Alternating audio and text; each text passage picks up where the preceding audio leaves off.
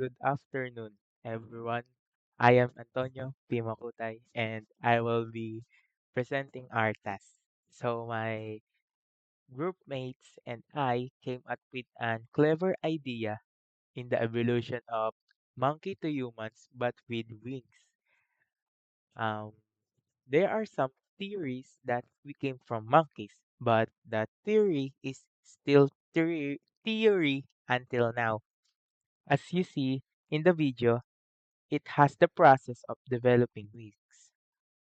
However, there is no proof that the monkeys have wings, just like in the picture.